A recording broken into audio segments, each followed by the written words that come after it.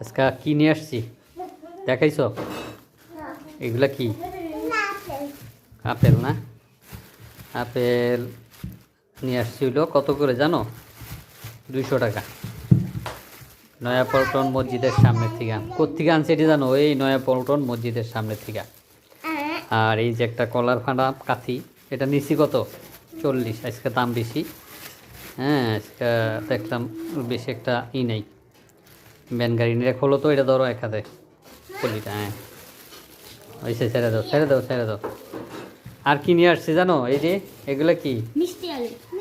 না, এটি পেঁয়াজ।